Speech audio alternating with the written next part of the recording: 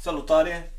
Astăzi vom repara un washer pressure, așa să-i spunem, Topcraft. Ce reprezintă acest Topcraft? Este o variație a produselor Kercher. Nu știu cum se făceau ele, deși așa, în orice caz în interior e același K3 98, 68, 88, ca 5000 îmi pare că este tot fix așa. Motorul este de 2,1 kW și presiunea de lucru este 12 MPa și are un mic defect. Acum o să desfacem și o să vă lămuresc care este defectul, cum se desface. Are un capac aici, un capac partea asta, altă mâner. Deci demontăm un șurub. Și pe urmă pe perimetrul carcasei are șuruburi. Torx T15. Cam așa se desface. Îi scoatem mai întâi mânerul.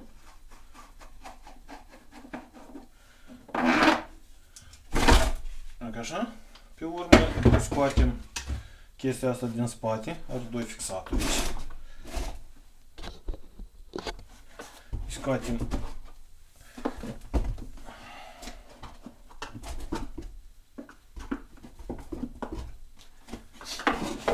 e greu de scos. E ca așa. Aici are doi fixaturi, trebuie să ridicați în sus și ea ies, se demontează.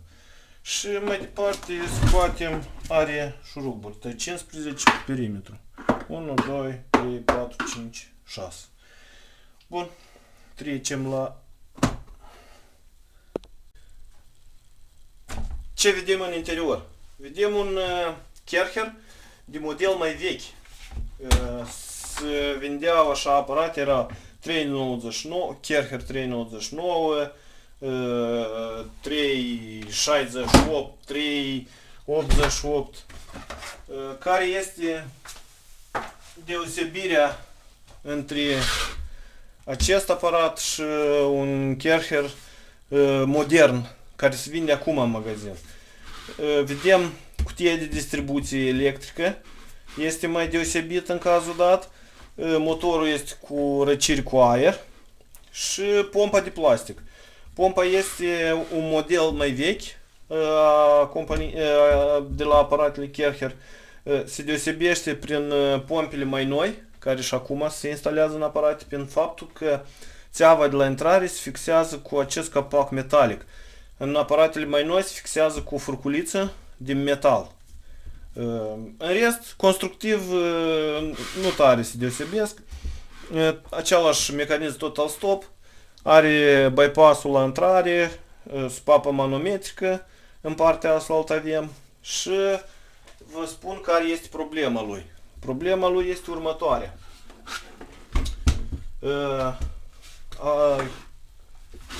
A fost înlocuită pompa, tot funcționează, dar a apărut altă problemă.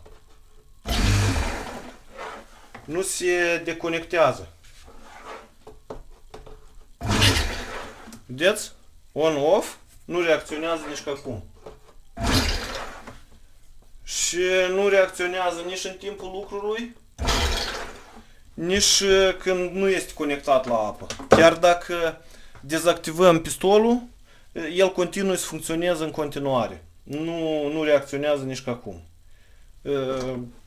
De vină, în cazul dat, este partea electronică. La fel poate fi de vină și partea mecanică. Dar de cele mai dese ori, când el ar face așa, mai degrabă nu s-ar porni. Pentru că partea mecanică uneori se gripează în poziții dezactivate. Aici este o manetă, o pârghie, care activează întrerupătorul. Și dacă ar fi gripată partea mecanică, atunci washerul nu s-ar porni. Nu s-ar declanșa, n-ar porni motorul.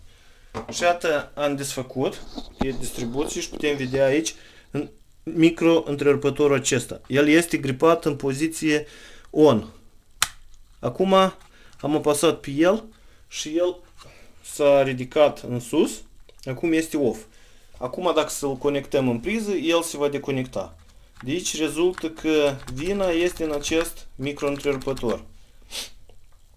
Este vechi, posibil, dar într-a doilea cauză care poate să facă așa probleme este lipsa curentului. Cade tensiunea, crește curentul pe contactele întrerupătorului și ele se sudează în interior și din cauza asta uneori poate să nu funcționeze corect. De aceea, da, putem să-l desfacem, să-l curățăm, dar nu cred că este cazul, mai bine înlocuim cu altul nou. Am deconectat fișele de conexiune și încercăm să-i demontăm partea superioară pentru a observa în ce stare se află contactele din interior. El se desface foarte ușor. Da, careva un contact are bucata aceasta de metal. După cât ține o minte, aici este o plăcuță din argint. Partea asta, plăcuța de argint, este deteriorată. Asta și duce la sudarea lui și lipsa de conectării. Și în interior, vedeți, la fel. Este murdărie și sunt deteriorate suprafața contactelor. Nu știu dacă se vede. Încercăm să luminăm cu ceva.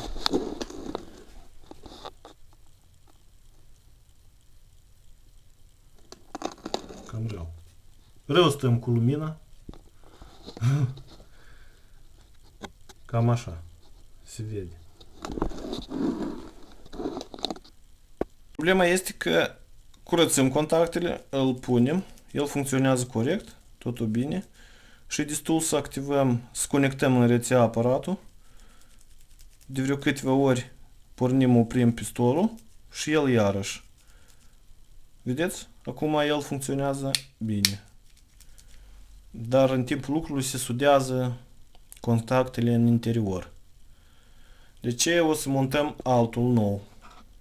Am găsit un întrerupător nou. Se deosebește de cel vechi prin culoare.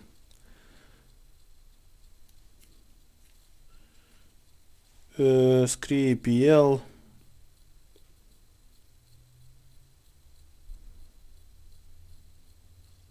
nu înțeleg câți amperi.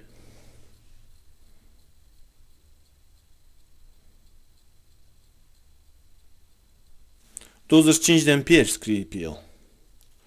Pe asta.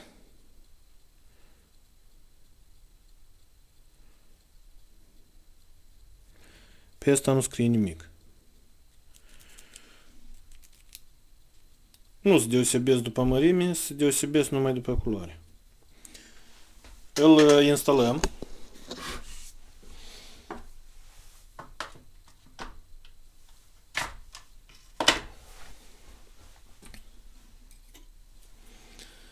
Îl instalăm. Cablul care vine de la priză vine la două contacte care sunt mai aproape, paralele, și cablurile care se duc la motor vin în partea opusă. Nu trebuie de încurcat. În caz că punem alimentarea așa, la astea două fire, dacă le punem așa, la conectare o să avem un scurt circuit. Trebuie de atras atenție. Și acum ne uităm la pârghia dată. O dăm înainte. Ea trebuie să nimerească la locul ei. Acolo este o manetă și ea trebuie să fie deasupra ei. În caz contrar, mașina nu se va porni. Am făcut. Acum ne ducem să-l verificăm. Am conectat. Verificăm. Acum este în stare de repaus.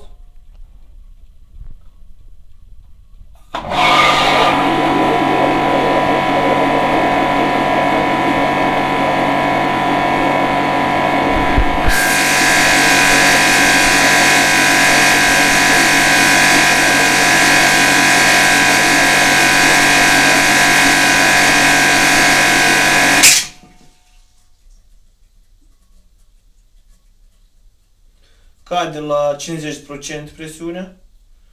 Totul e conform regulamentului. Și este o mică scurgere undeva.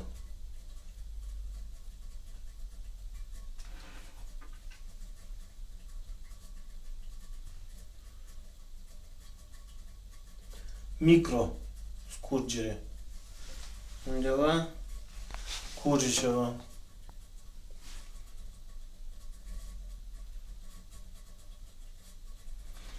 Nu nimic.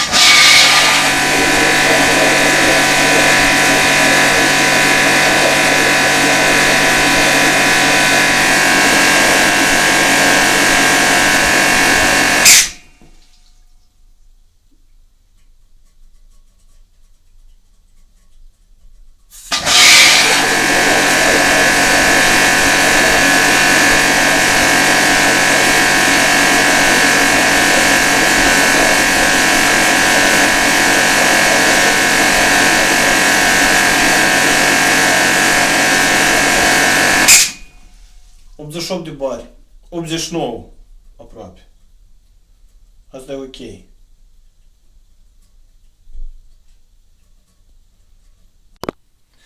Cam asta e presiunea acestui KingCraft, Topcraft. KingCraft, Topcraft. De 2 și 1 kW. Scurgerea era pe supapă de detergent. Acolo apărea câte o picătură. Căderea cea mică de presiune era prin supapa de detergent. Au fost desfăcută, schimbat supapa în interior și de acum nu mai cade presiunea. Cam asta e toată reparația. O să vedem de acum. Dar cred că nu o să mai fie probleme. O zi bună!